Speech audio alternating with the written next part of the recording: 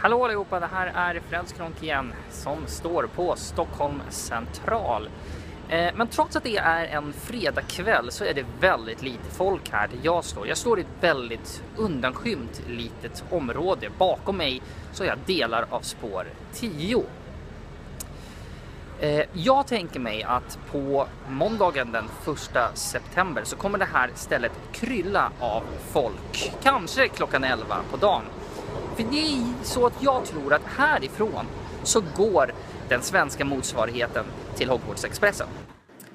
Stockholm central, så som vi känner den idag, den har 17 spår på 19 plattformar. Så då saknas det ju 2 spår, eller hur?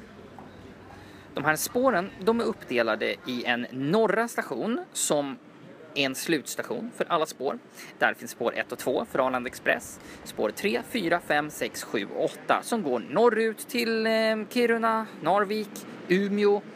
Men även till Dalarna eller Västerås och Örebro.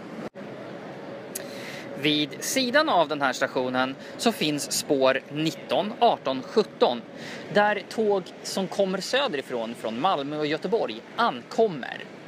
Sen så har vi 16, 15, 14, 13 och de ett spår för pendeltågen i Stockholm.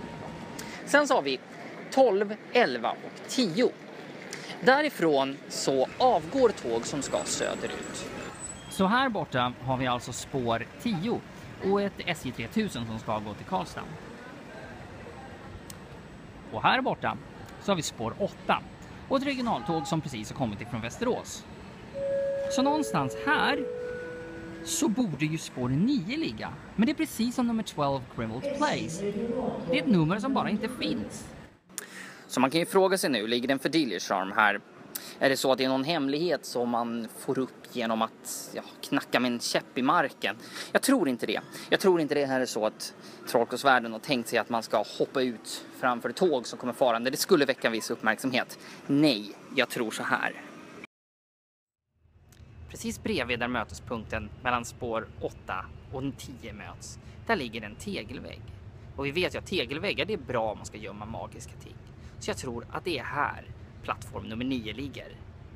Och jag tror också att jag vet hur den ser ut. Den ser ganska mycket ut som plattformarna gjorde när centralen öppnade 1871. Centralhuset från 1871, ja, det är ungefär det centralhus vi har nu. Fast bara den bit som nu för tiden är en entréhall med ett växlingskontor och ett café. Och efter det, ja då var man i banhallen.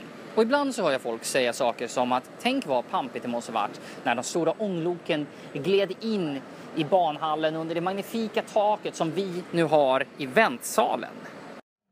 Men den stora centralhallen här bakom, ja den byggdes först 1927.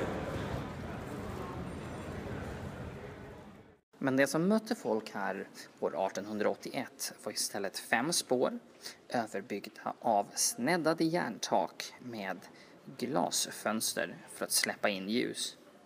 Och såklart ånglok.